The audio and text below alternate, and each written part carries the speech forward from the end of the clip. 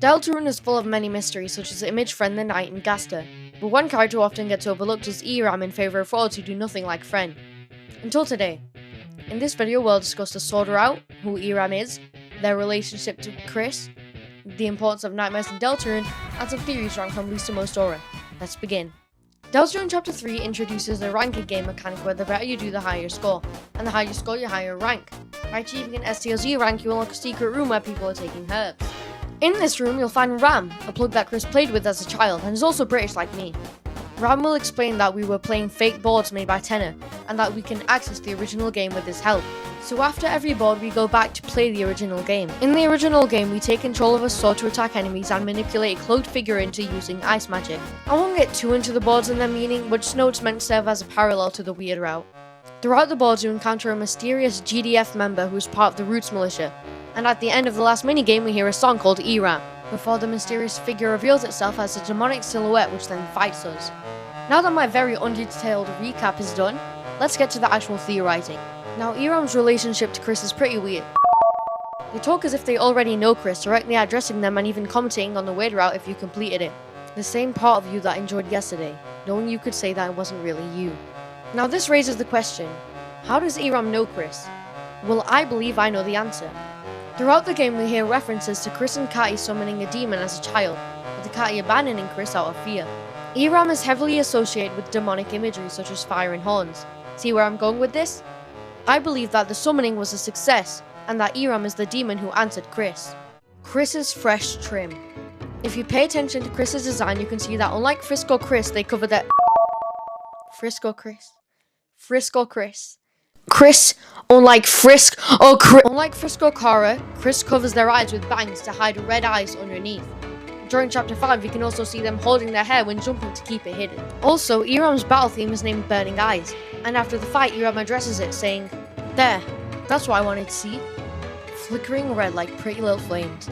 Your eyes can't hide it, Kris. Without play, the knife grows done. The knife grows dull."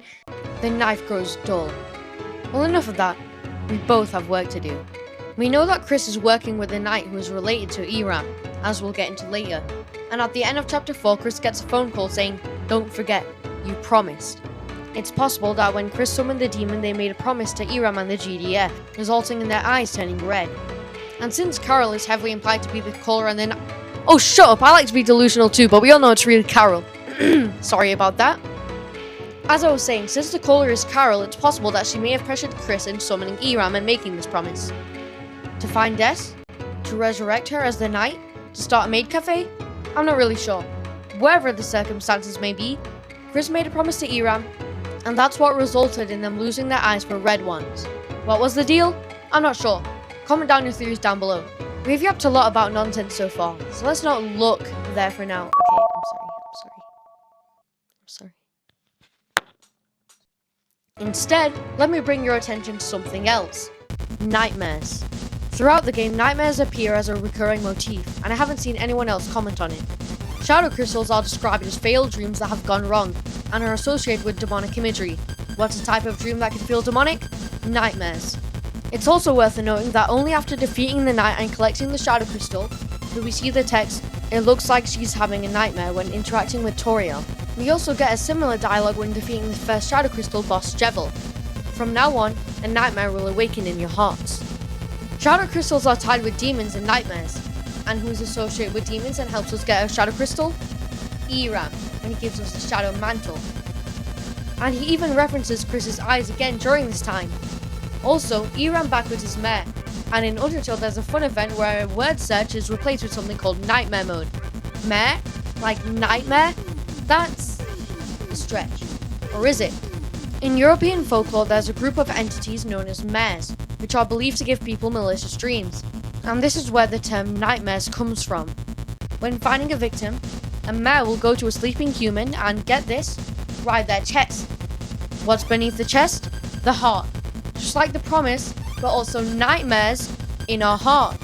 In Chapter 4, Ralsei describes the Titan as the fear of the dark, the bump in the night, and the shadow of the backside of your mind, which is very similar to nightmares as well. We'll get back to this in a moment. The Knight. ERAM gives us the Shadow Mantle, which is an armor that is used to resist against attacks from the Knight. The Knight's battle theme, Black Knife, begins with the same motif and percussion as ERAM's battle theme, Burning Eyes. It's also worth noting that since ERAM describes the Burning Eyes as our Burning Eyes, then it could also be Kris's. Either way, here's a comparison.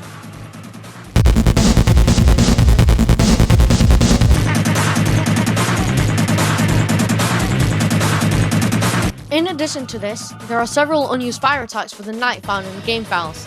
The music, the attacks, the silhouette-like nature, and the weird mouth when laughing all proves their connection. That then begs the question, how are they related? Well, remember those theories I mentioned at the beginning?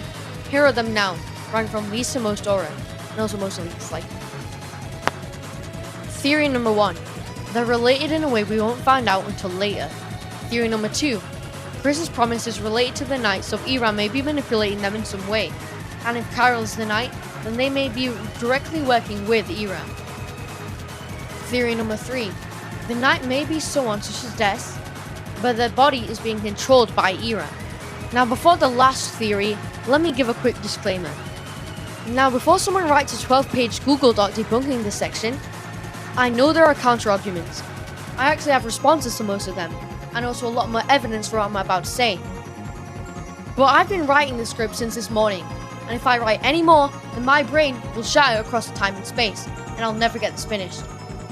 So rather than pretending that this is the best theory ever, I'm presenting it just for fun. If chapter 6 and 7 prove me wrong, feel free to clown on me.